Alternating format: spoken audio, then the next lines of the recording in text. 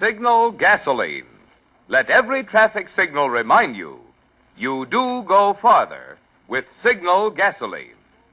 Yes, you do go farther with Signal.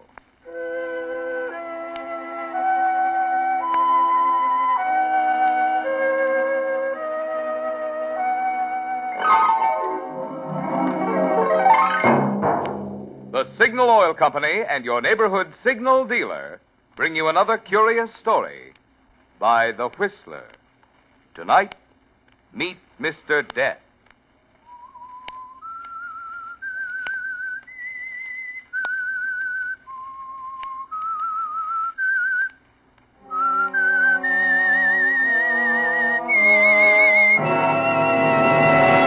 I am the Whistler, and I know many things, for I walk by night. I know many strange tales hidden in the hearts of men and women who have stepped into the shadows. Yes, I know the nameless terrors of which they dare not speak.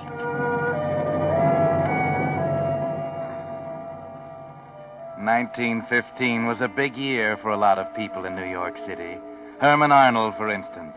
Herman Arnold, the gambler, was murdered. And because of that, it was a big year for Jerry Mason, drugstore clerk. Yes, 1915 was the year Jerry Mason met Mr. Death.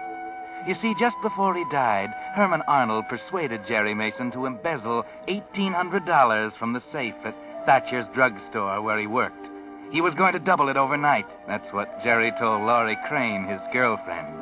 Only then the news came. Arnold was murdered. The money was gone. And all Laurie could say was, "Jerry, maybe we better run. Leave town." Are you crazy? They'd catch us sooner or later. I'll think of something now. Let me alone. yes, if it hadn't been for Herman Arnold and his foolproof scheme for doubling that embezzled money, Jerry Mason might never have met Mr. Death. But the meeting was in the cards that night in April 1915. Everything that happened was in preparation for the meeting. Herman Arnold's death, Mr. Thatcher's coming back from his vacation, and after Laurie's phone call. Hello? Oh, sorry I kept you waiting. The phone... Yeah, got some aspirin? Yeah, sure. There you are, 25. Open kind of late tonight, aren't you? Here. Yeah, I was about to close up when you came in. That's 25 out of... Hey. What's the matter? Well, you gave me a $1,000 bill. Yeah, I know. There's something else I want to buy besides aspirin. Well, I can't make change for this. You can keep the change. Huh? And there are 4 more just like that one for you, when you deliver. I don't get it, mister. We alone? Well, wait a minute. Yeah, we're alone. You're pretty hard up for dough, ain't you? Small matter of $1,800. Who told you? Never mind, I know. There's something we want to buy, Mr. Mason. You're the only guy in town who sells it. Yeah? This ain't ordinary merchandise, Mr. Mason.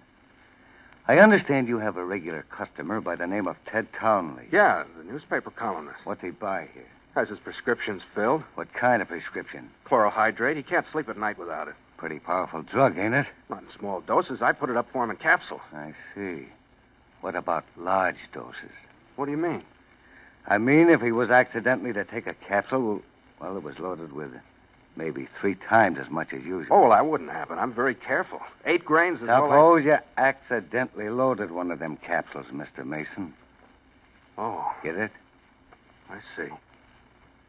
You want to buy a murder? It's only murder when you get caught.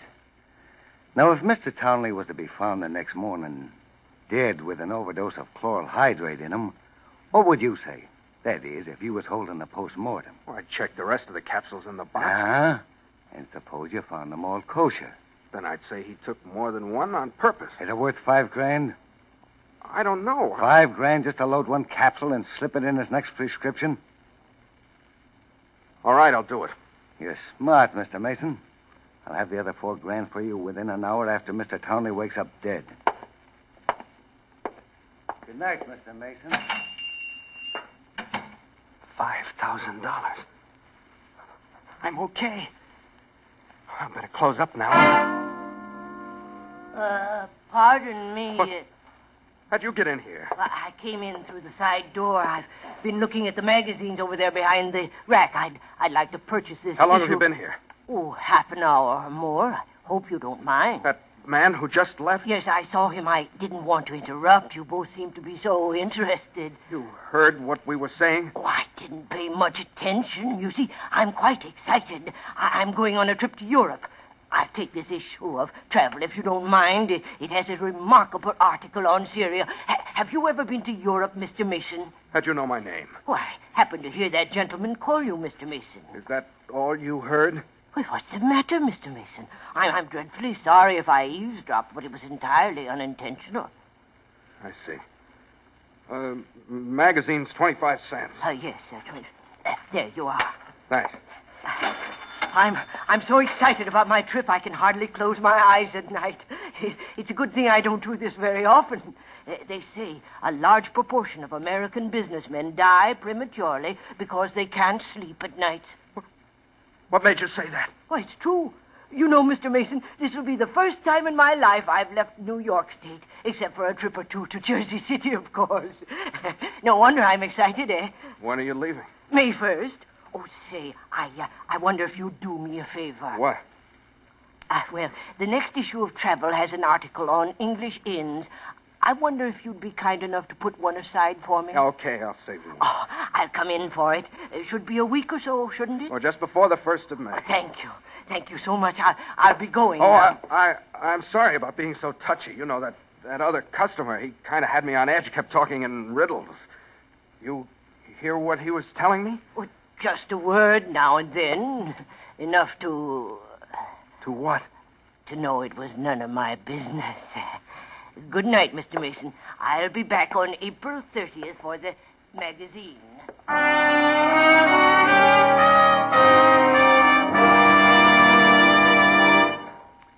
Friends, as you sit listening to The Whistler, you hear only sounds. You hear a certain creaking, and in your mind you picture a slowly opening door. Or the sound of a motor accelerating, and you visualize a car driving off. All right, here's a test for you. See if you can picture in your mind the trademark of the sponsor of this program, your neighborhood Signal gasoline dealer. I'll give you 2 seconds. Well, you were right. If you visualized a black circle with yellow letters spelling out the words Signal gasoline, and, of course, a traffic signal in the center, which is why we say let every traffic signal remind you, you do go farther with Signal gasoline.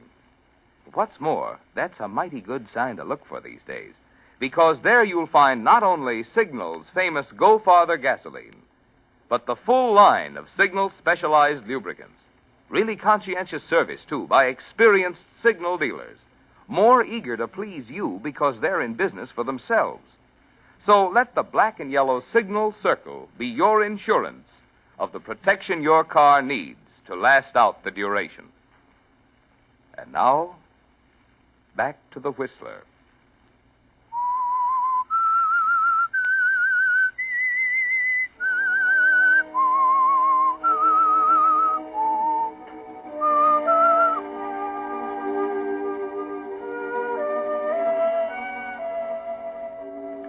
So Jerry Mason didn't close the store that night after the little man had left with his travel magazine. He just stood there at the counter thinking for a long time. Then he went back to the pharmacy department and took down a jar of chloral hydrate and a few gelatin capsules. Yes, it could be done easily. Simple as ABC. The easiest $5,000 he'd ever make in his life. Or perhaps the hardest. That little man with a travel book. How much had he heard? You watched him carefully, Jerry. There wasn't a sign he knew anything. Go home and get some sleep. Forget about Laurie waiting for you at her apartment. Forget about the little man. Just go home and get some sleep.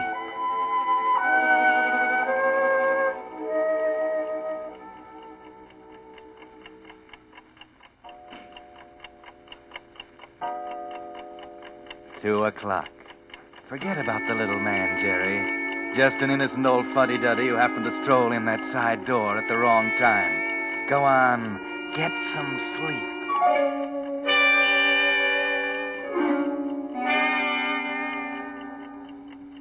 He knows. He must know. He knew your name, didn't he? If he could hear that, he could hear the rest. That is, if he was listening. Wait a minute. Get hold of yourself. Are you going to toss over $5,000 because of a crazy hunch and go to prison for embezzlement when Thatcher starts looking for that 1800? Are you yellow? Don't be stupid. Get some sleep. Yes, get some sleep.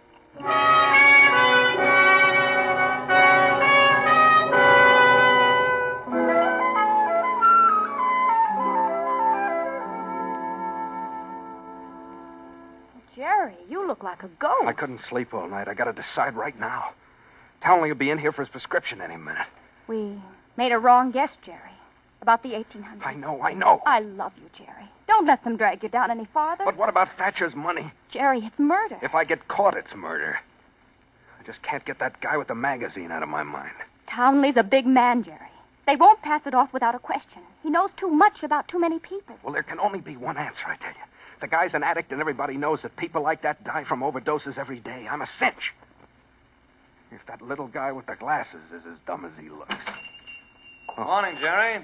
Oh, Mr. Townley. How's newspaper business? Rotten, thanks. Oh, this is my fiancée, Miss Crane. Miss Crane? How do you do? A word of advice, Miss Crane. Keep 'em away from the newspaper business. Fate worse than death. How about my chemicals, Jerry? Yes, sir. If you can wait, I'll have it for you in just a minute. Okay. I really mean it, Miss Crane. You do? Yeah.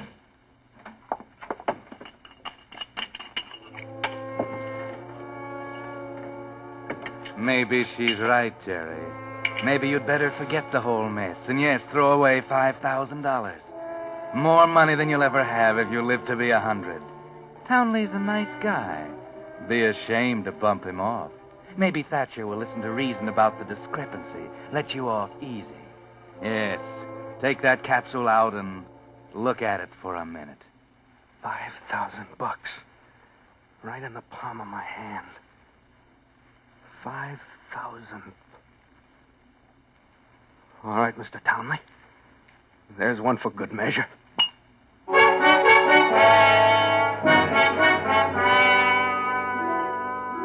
It's done, Jerry. No way of changing it now. And even you're surprised when it pays off only 2 nights later. 2 more nights without sleep, by the way. It's about midnight when you hear someone at the door. Oh, now, who could that be at this time of night? Yes? You Jeremiah T. Mason? That's right. Sorry to get you out of bed this time of night, Mr. Mason. I'm Hodges, Homicide Bureau. Homicide? Don't be alarmed. Just making a routine investigation. It hasn't come out in the papers yet, but Ted Townley, the columnist, was found dead in his apartment this afternoon. Overdose of sleeping powder. I see. Well, come in, please. Thanks.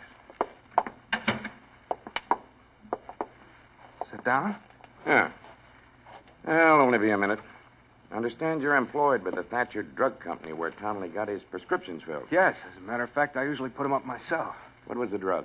Chloral hydrate. Mm-hmm. How long had he been taking it? Oh, I think about 5 years. I see. Excuse me for a minute. Sure, go ahead. Hello?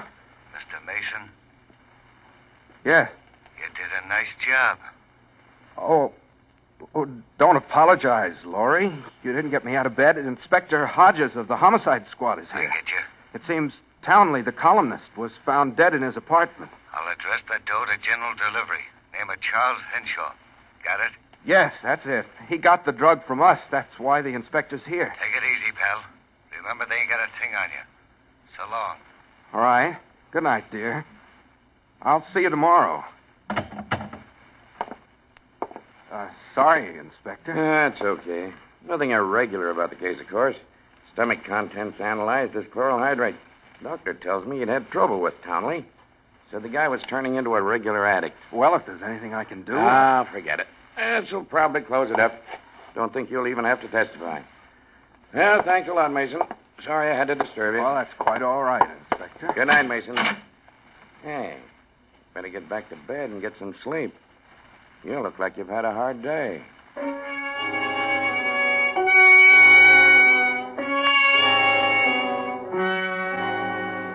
Yes, try and sleep, Jerry. You're exhausted. Your arms and legs ache with fatigue, and your brain keeps spinning like a top. It's there every time you close your eyes. Black and white circles, like a whirling rifle target, with a little man in glasses grinning at the center. Sleep, Jerry. Sleep. Sleep.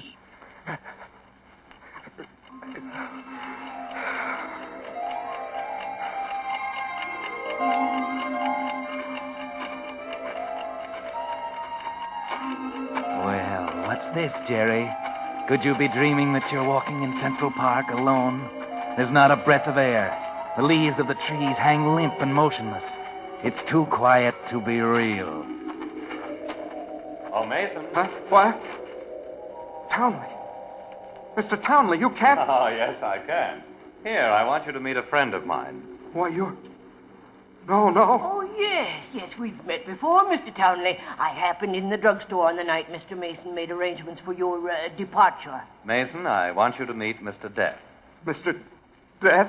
Right? Odd name, isn't it? Death, D-E-A-T-H. You see, I've retained Mr. Death to handle my case. He specializes in cases of this kind. You know, double crosses, cold-blooded murders, that sort of thing. He's a man of exceptional ability. I was lucky to get him. What do you mean? Mr. Death is what you might call a retributionist. Precisely. A retributionist. Deal in retribution, evening up old scores. Rather uncommon practice. Yes. You see, Mr. Mason, we operate on the premise that it's still murder, even if you don't get caught. No. Now, it isn't. Now, relax, Mr. Mason. You haven't a thing to worry about. Everything is taken care of. All the details can be worked out before I leave on my trip. You've seen this issue of Traveler, Mr. Mason. Remarkable article on Syria. No, you're wrong. I had nothing to do We're not with it. angry at you, Mason. For that matter, you did me a favor. I much prefer this to the newspaper business. There's no reason why we can't handle this matter of retribution as a nice, friendly little deal. Of course we will. Now, let's talk about your trip. My trip? My one passion is travel, Mr. Mason, and I suspect you have hidden leanings toward it yourself. So I've arranged for you to take a trip, too. No. It'll be a much more interesting trip than mine, I assure you. I don't have the itinerary as yet. No, go away. Go away! Go away! No, go. Go. It was a dream. It was only a dream.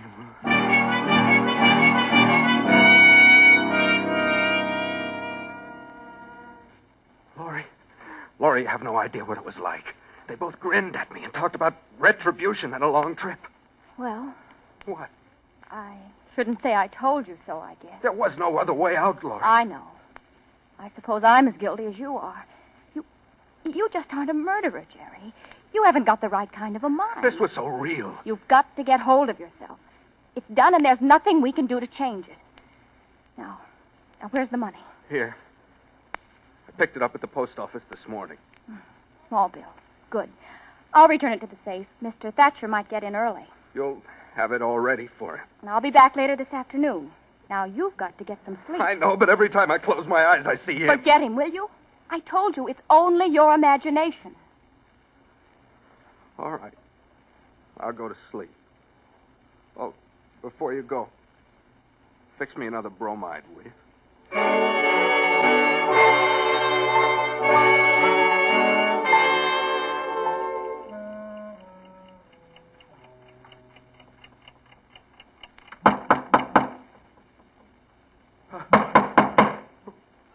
Who is it? Hello there, Mr. Mason. I'm sorry to intrude, but there are still a few things we should discuss. Go away. You're not real. You're just like all the others.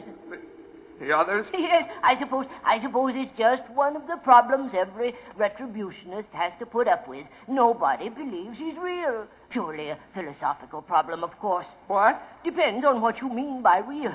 But that isn't getting us anywhere, is it? Now, let's see. Mr. Townley left me several instructions here. Oh, by the way, he sends his apologies. He wasn't able to come this afternoon. What do you mean, instructions? Oh, of course. I haven't had a chance to explain how retributionists operate, have I? No. Well, we're like architects, Mr. Mason. Architect? Precisely. You see, we get a general picture of the client's needs, then we present a plan. Plan for what? A blueprint for retribution, of course. You see, I have yours right here. Mr. Townley has approved of it, by the way. I see. Suppose I don't approve. Oh, that won't affect it one way or the other. You see, Mr. Mason, once the plan is prepared and approved, the subject has nothing to do but wait. I've taken such an interest in your case, I've prepared a rather original plan. If I do say so myself. You're pretty sure of yourself, aren't you? Oh, nothing is more certain than retribution, Mr. Mason. Now, let's see. Oh, yes. I wanted to discuss the time element with you. It's been rather important in your case. We usually work over a period of years, but it happens that I want to take advantage of an unusual opportunity. Your date has been set at April 30th. That's tomorrow. Yes. The blueprint. Let me see it. Oh, I'm sorry. I'm very sorry. That's out of the question. Oh, it's not a plan at all. It's a travel magazine. Give it to me. I said you can't touch it, Mr. Mason. Oh, no. All right. Try. What? You see, you can't touch the plan, Mr. Mason.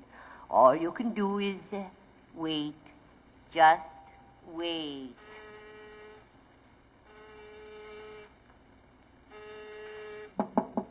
Jerry? What?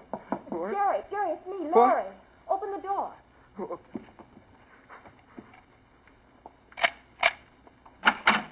Jerry, Mr. Thatcher's back. About an hour after I put the money in the safe. I told him you were sick. April 30th, he said. Tomorrow. Well, what's the matter? Nothing to do but wait, huh? Tomorrow, he's coming back for that travel magazine, the one I saved for him. Well, you're out of your mind. I'm okay. Listen, go back and tell Thatcher I'm going to work all day tomorrow. Tell him to stay home and unpack anything. What are you going to do? I got a date, Laurie. A date with Mr. Death.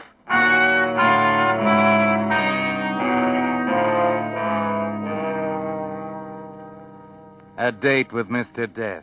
But remember, you were dreaming, Jerry. But now the dream's getting all mixed up with reality. That's the way your mind gets, all mixed up. You're going on your nerves now. 5 days without sleep.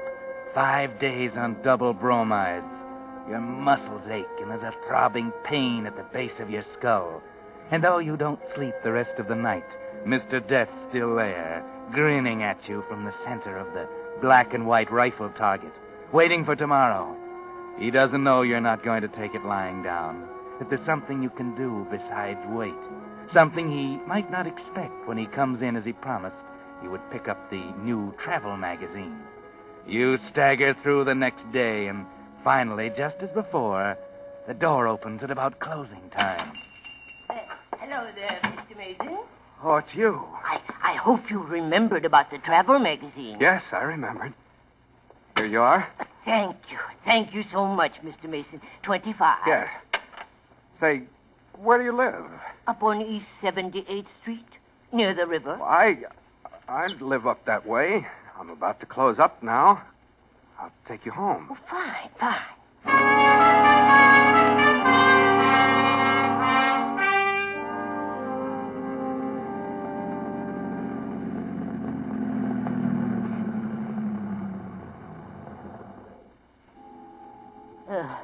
Why are you stopping here by the river, Mr. Mason?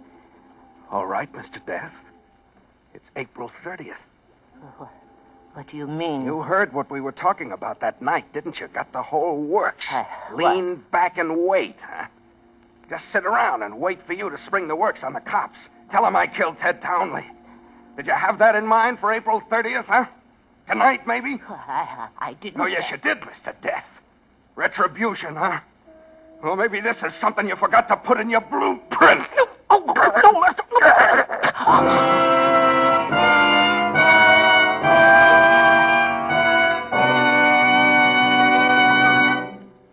The Whistler will return in just a moment with the strange ending of tonight's tale. Meantime, a question. If you could have your gasoline tailored to order, just what characteristic would you consider most important? Well, today, under gasoline rationing, the chances are you'd say mileage, which explains why so many drivers have been changing to the West's most famous longer mileage motor fuel, Signal Go Farther gasoline. You see, for years, drivers who have kept a careful record of gasoline mileage have found they do go farther with Signal gasoline. Now, naturally, with certain gasoline ingredients reserved for war, no gasoline today can give you all the zip and anti-knock quality you found in pre-war Signal gasoline, and which you'll be enjoying again in even further improved Signal post-war gasoline. But this much you can be sure of. Just as they've been doing for the past 14 years, Signal Oil Company is still producing the finest gasoline that can be made today. And the famous Signal formula still places the emphasis on mileage. So to make sure you're getting the most miles from every ration coupon, stop at the station wearing the black and yellow Signal circle and get your best buy today. Signal Go Farther gasoline. And now, back to the Whistler.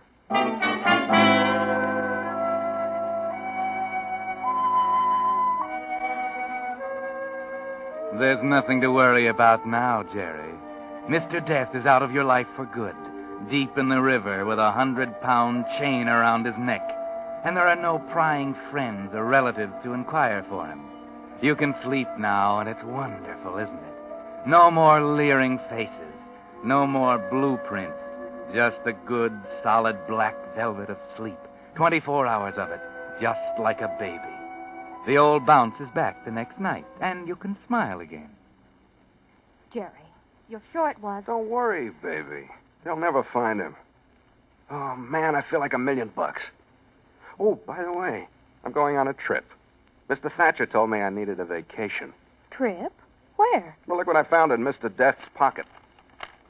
Complete grand tour, first cabin all the way. Well, but you can't use that ticket, the name. Oh, you don't know me, baby. But what about passport? Took care of that, too. Oh, you're taking a chance, Jerry. Oh, no. I wouldn't miss this for the world. After all, Laurie, it isn't every day a guy picks up a free ride on a boat like the Lusitania. Yes, you really got yourself a free ride, Jerry. But perhaps that was part of the blueprint, too. The luxury liner Lusitania and that German torpedo off the coast of Ireland.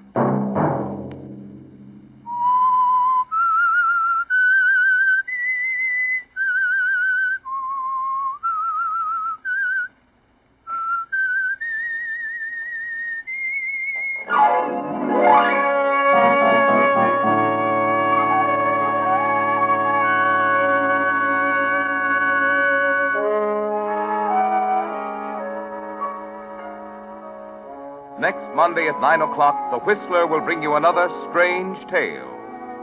The Whistler is broadcast for your entertainment by the marketers of Signal gasoline and motor oil and fine quality automotive accessories, and by your neighborhood Signal dealer. This program, directed by George W. Allen, with tonight's story by Harold Swanton, music by Wilbur Hatch, is transmitted to our troops overseas by the Armed Forces Radio Service. This is Marvin Miller speaking, and suggesting that you let every traffic signal remind you that you do go farther with Signal gasoline. Yes, you do go farther with Signal. This is CBS, the Columbia Broadcasting System.